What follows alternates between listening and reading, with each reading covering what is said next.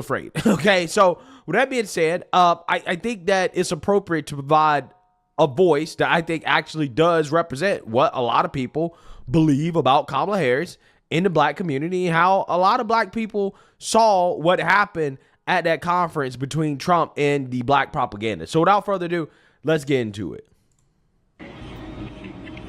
Listen, before I start this interview, I'm going to ask y'all to, forgive my language in advance. Because I'm going to say some stuff on here that I don't usually say on my videos. So those of y'all who have sensitive ears, keep swiping. Let this be one of my videos that you swipe on by. Because, listen, playtime is over and the gloves are off.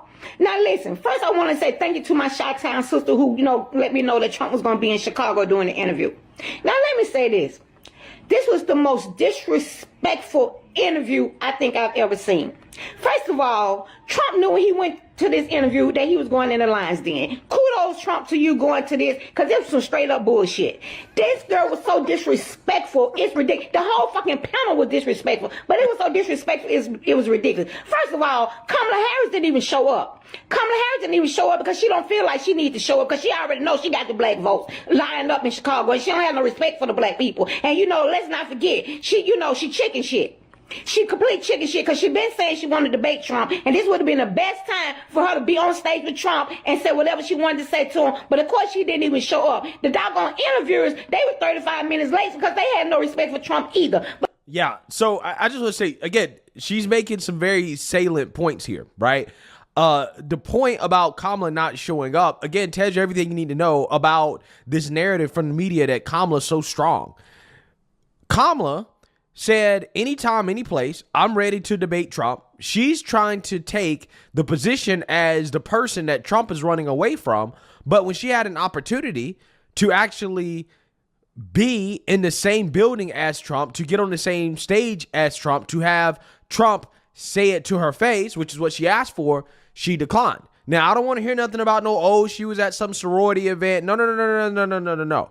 Kamala Harris is running for President of the United States. If she can't show up to a venue where her political opponent is, after challenging him to a debate, by the way, and being on stage where she's gonna have everything in her advantage, the whole building is black, everybody on stage is black except Trump, everything's to her advantage, and she still declined. You would think that Kamala Harris would have took that opportunity to be in Chicago to prosecute Trump, which is what she's campaigning on. Well, she could have done that, but she chose not to, right? Why did she choose not to do it? Even in an environment that would have been extremely friendly towards her? Well, it's because she's afraid, right? Everybody knows that. But Trump, kudos to you for going into this bull crap. Now, this interview didn't even start the interview off by saying hello, President Trump, or hello, former President Trump, or hello, Trump. She didn't even speak to him. She just went straight into the text. And let me tell y'all something. I don't like Kamala Harris at all. Period. Y'all know I don't like Kamala Harris. But she is the VP of the United States of America. And if I had a conversation with her, if I had an interview with her, the first thing I would do before I even started any question would say, hello, VP Harris, how you doing? That's the least respect you can give to anybody. But these disrespectful tricks, they have any respect for Trump. All they did was come out with a attack from the beginning. From the fucking beginning, that's all they came out with. Now, this dumbass trick gonna have the nerve to say to Trump, tell me why should black people support you? With your rhetoric and all this and all that, and why should black people support you? You lied about Obama, you lied about Nikki Haley, and let me tell y'all something. That's what a lot of the black community mad at Trump about, because Trump questioned Obama citizenship in the United States of America, and you cannot question King Obama, because black folks will have a fit. That's what a lot of them are upset with Trump about. Because you can't question their God. And a lot of black people, their God is Obama. Y'all get mad at me all y'all want. It is what it is. I said what I said, and I meant what the fuck I said. Yep, I said it. But let me tell y'all this right here. So she comes at Trump with all this old bullcrap. So, of course, Trump said, well, I've done a lot of stuff for the black community. He said the same thing he always said. I've done more for the black community than anybody except for Abraham Lincoln. Then this dumb, supposed to be educated ass trick had the audacity to say with her brainwashed, brain-dead, simple-minded ass. So you telling me you done more for the black community than Lyndon B. Johnson, who passed the Voter Rights Act?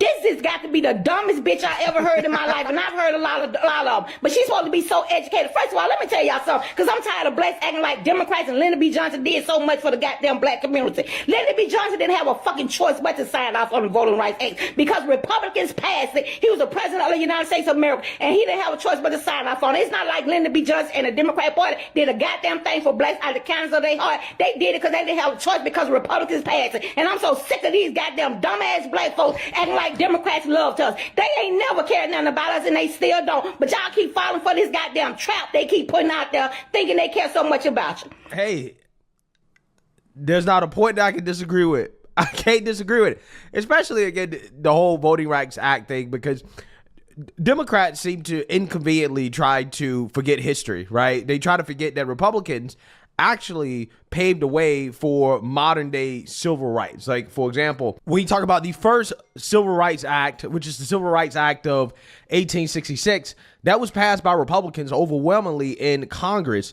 However, it was vetoed by the Democrat president, Andrew Johnson, and the Republicans in Congress had to override the veto. And Republicans, for the most part, have been on board overwhelmingly with civil rights since the Civil War. And in fact, when you talk about women's rights, women's voting rights, that was spearheaded by Republicans as well, too. But again, Democrats have rewritten history. They brainwashed people into thinking that, oh, it's Democrats that have fought for people's civil rights and basic freedoms since the founding of this country. And that's just not true. Okay. For the most part, when you talk about civil rights, voting rights, all of these things, they were primarily supported by Republicans.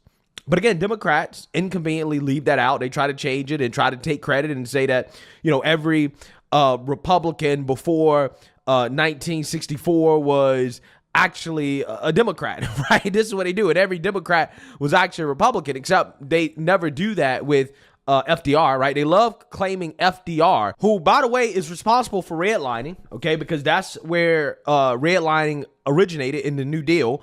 Okay, which is what a lot of these woke revolutionaries complain about in regards to systemic racism.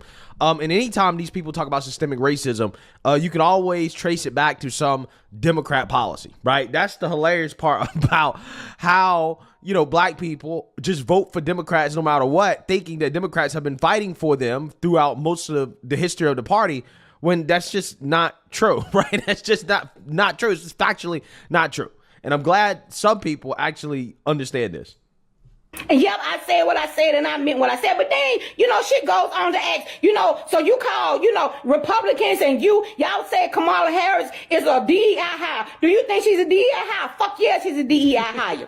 She's a DEI hire. She was hired because she was a woman and because she was a woman of color. And she started calling herself black. Then this interviewer gonna tell me something. Well, she always called herself black. You telling a fucking lie, because Kamala Harris called herself whatever she need to call herself to get whatever vote she need to get. I'm waiting on her to say that she's a trans woman, because now she's trying to get votes on the trans community. Kamala Harris has been an energy woman when she was running up there in fucking California. She became a black woman when she was running for VP, and she needed the black votes. And like I said, I'm waiting on her to say she's a trans woman, because now she's trying to get votes from the trans community. So don't sit up here and act like Kamala Harris don't switch with the wind because she cares. This was the worst interview ever. And Trump, I give kudos to you for even going into this bullshit, because I wouldn't have went nowhere near. I wouldn't have went nowhere near, period. But let me tell y'all something.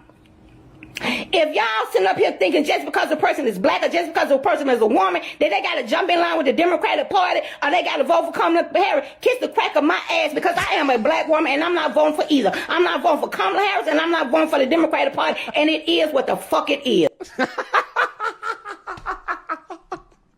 Yo.